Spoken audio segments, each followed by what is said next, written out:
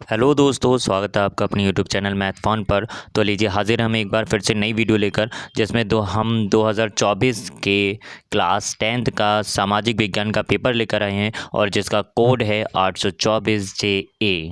ठीक है, तो मेरे प्यारे बच्चों, अगर आप चैनल पर नए हैं तो प्लीज़ मेरे चैनल को सब्सक्राइब करिए, लाइक करिए, शेयर करिए और ज़्यादा से ज़्यादा लोगों के पास पहुंचाइए ताकि वो भी देख सकें कि 10th क्लास के सोशल साइंस का पेपर किस तरीके से आता है। बच्चों, पेपर बहुत ही ज़्यादा आसान आया है, जिस तरीके से मैंने आप लोगों को क्लास में बताया था, जिस तरीके से आपको समझाया था। ठीक है, सेम वही क्वेश्चंस आए हैं, उसी तरीके का पेपर आया है। तो ज़्यादा देरी ना करते हुए चलिए फिर आते हैं। जैसा कि आप देख रहे हैं, आपको स्क्रीन पर कुछ निर्देश दे रखे हैं। ठीक है, इन निर्देशों को एक बार ध्यानपूर्वक पढ़ लीजिएगा। ठीक है, और इनका पालन करना हर एक स्टूडेंट का कर्तव्य होता है, क्योंकि ये बोर्ड द्वारा दिए गए निर्देश होते हैं। ठीक है, फिर चलिए ज़्यादा देरी ना करते हुए हम बढ़ते हैं अपनी वीडियो पर और शुरू करते हैं कि किस तरीके से आपका पेपर आता है और किस तरीके से आप क्वेश्चंस करते हैं। ठीक है, तो यहाँ पर इंग्लिश लैंग्वेज में वही सारे इंस्ट्रक्शन दे रखे हैं। आपको अच्छे तरीके से पता है कि पेपर दोनों लैंग्वेज में आता है। ठीक है, तो यहाँ पर आ जाते हैं हम पार्ट ए पर। और पार्ट ए जो है वो बहुविकल्पी प्रश्न है, और बहुविकल्पी प्रश्न जो है वो 20 प्रश्न दे रखे होंगे। ऑटो वॉन बिस्मार्क का संबंध किस देश से है? तो आप लोग अच्छी तरीके से जानते हो, जर्मनी से है। मैंने यहाँ पे टिक लगा दिया है। जो क्वेश्चंस ठीक है उनका टिक आपको लगा हुआ मिल जाएगा। ठीक है, फिर आइए फिर आगे बढ़ते हैं नेक्स्ट क्वेश्चन पर। और हमारा नेक्स्ट क्वेश्चन जो है, फ्रांस की क्रांति कब हुई थी? तो 1789 में फ्रांस की क्रांति हुई थी। 1944 में ब्रिटेन वुड्स सम्मेलन कहाँ आयोजित किया गया था? तो ये अमेरिका में आयोजित किया गया था। ठीक है, फिर क्वेश्चन नंबर 4 है हमारे पास में, अफ्रीका में रिंडर पेस्ट क्या है? तो रिंडर पेस्ट जो है वो एक तरीके की बीमारी थी अफ्रीका में। फिर उसके बाद में हमारे पास में 5th क्वेश्चन दे रखा है, हिंद स्वराज पुस्तक के लेखक कौन है?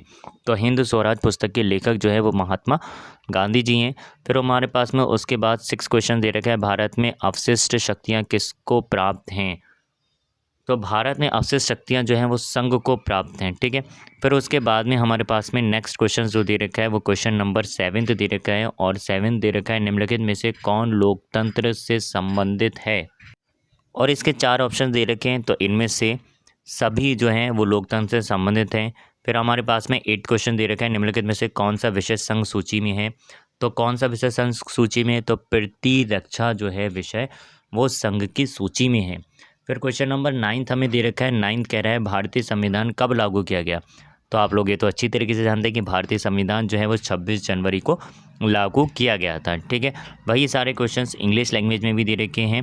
फिर क्वेश्चन नंबर 10 हमें दे रखा है, लोकतंत्र के मूल्यांकन की दृष्टि से निम्न में से कौन सा बिंदु लोकतांत्रिक व्यवस्थाओं के अनुरूप नहीं है? तो कानून के समक्ष समानता जो दे रखा है ऑप्शंस वो ठीक है। ठीक है, आप लोग इन सभी का स्क्रीनशॉट लेकर रख लीजिएगा। ठीक है, और इनको ध्यानपूर्वक पढ़िएगा या वीडियो रोक रोक कर देख लीजिएगा। 11वां क्वेश्चन दे रखा है, सोपानी खेती किस राज्य में की जाती है? तो उत्तराखंड में की जाती है। 12वां क्वेश्चन है हमारे पास में, निम्न में से कौन सी रोपड़ कृषि की फसल है? आंसर है कपास। 13वां क्वेश्चन है, निम्न में से कौन सा आधारभूत खनिज है? तो आधारभूत खनिज जो है वो हमारे पास में ऑप्शन देने का है, सी अभ्रक, वो राइट आंसर है। ठीक है, फिर 14वां क्वेश्चन है, निम्न में गैर परंपरागत ऊर्जा का साधन है? कौन सा ऊर्जा का साधन है? सौर ऊर्जा। ठीक है, जो कि ऑप्शन डी है। फिर चलिए आगे नेक्स्ट बढ़ते हैं अपने क्वेश्चनों पर। 19वां क्वेश्चन दे रखा है, राष्ट्रीय उपभोक्ता दिवस कब मनाया जाता है?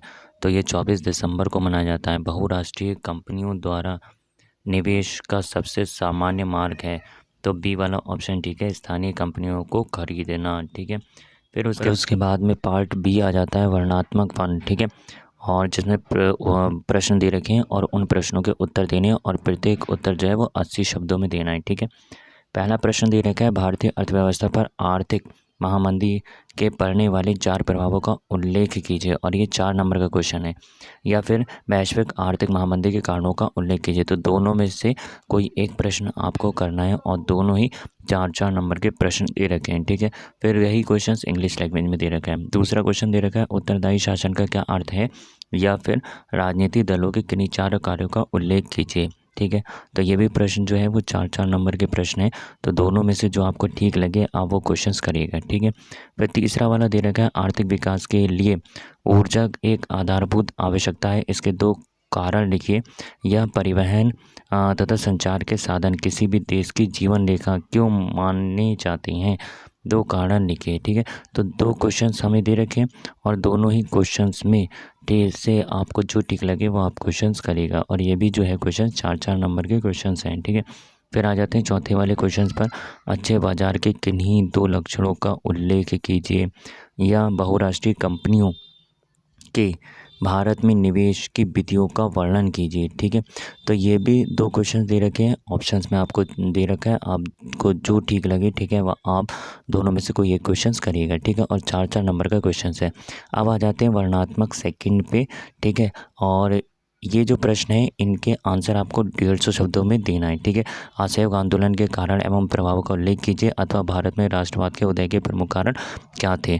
तो दोनों में से कोई एक क्वेश्चन आपको करना है। ठीक है, फिर आ जाते हैं हम क्वेश्चन नंबर 6 पर आ जाते हैं, और क्वेश्चन नंबर 6 जो है संघवाद का क्या अर्थ है, संघीय व्यवस्था की प्रमुख विशेषताओं का उल्लेख कीजिए, और ये 6 नंबर का क्वेश्चन है। या फिर लोकतंत्र शासन अन्य व्यवस्थाओं से बेहतर है, स्पष्ट कीजिए। तो चॉइस आपको भरपूर दे रखी है और उनमें से आपको एक क्वेश्चंस करना है। ठीक है, फिर 7वां क्वेश्चन दे रखा है, मृदा अपरदन का क्या अर्थ है, मृदा अपरदन के उपायों को सुझाएं। ठीक, या अथवा भारत में मोटे अनाजों की पैदावार बढ़ाने के लिए उपायों को सुझाइए। ठीक है, तो दो क्वेश्चंस दे रखे हैं, दोनों चॉइस में हैं, आपको दोनों में से कोई एक क्वेश्चंस करना है। 6 नंबर का क्वेश्चन है।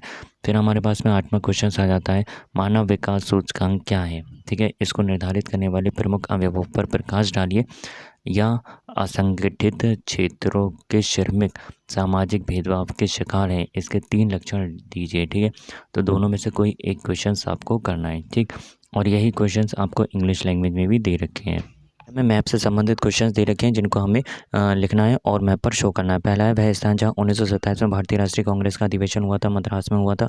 वह स्थान जहाँ महात्मा गांधी जी ने नमक कानून तोड़ा था, दानी में तोड़ा था। वह स्थान जहाँ जलियांवाला बाग की घटना हुई थी, जलियांवाला बाग अमृतसर में हुई थी। वह स्थान जहाँ महात्मा गांधी का किसान सत्याग्रह आंदोलन हुआ था, तो ये चंपारण में हुआ था।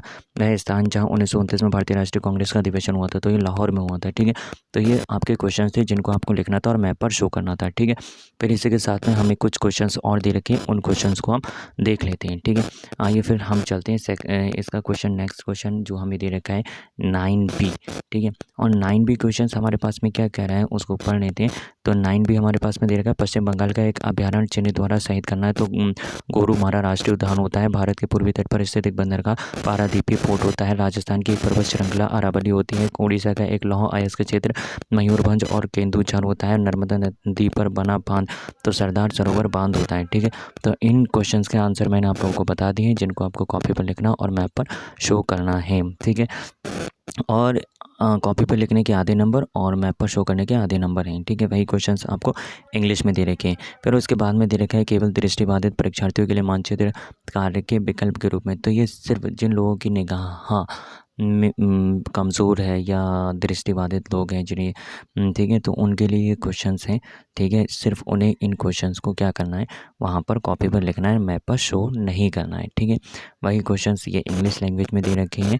ठीक है, फिर उसके बाद में यही क्वेश्चंस हमारे पास में जो सेक्शन 9A मानचित्र के अंदर 9A और 9B था, वही क्वेश्चंस हैं, लेकिन ये सारे क्वेश्चन जो हैं वो दृष्टिबाधित लोगों के लिए हैं। ठीक है, जैसे यहाँ पे आपको दिख रहा है वही सारे क्वेश्चंस हैं, लेकिन इन क्वेश्चनों को दृष्टिबाधित लोगों को जो है मैप पर शो नहीं करना होता है। ठीक है, तो मेरे प्यारे बच्चों, जैसा कि आपने देखा कि आपका सामाजिक विज्ञान का 2024 का बोर्ड का जिसका कोड था 825J, कैसा पेपर आया है। बहुत ही सिंपल पेपर आया है, बहुत ही आसान पेपर आया है। ठीक है, तो मैं तो यही कहूँगा आप लोगों से डटे रहिए, क्योंकि 2024 के बाद 2025 का जो पेपर है वो भी सिंपल ही पेपर आना है। ठीक है, बने रहें मेरे चैनल पर। मिलता हूँ अपनी नेक्स्ट वीडियो में एक नए पेपर के साथ। इसी के साथ ख्याल रखें अपना। धन्यवाद।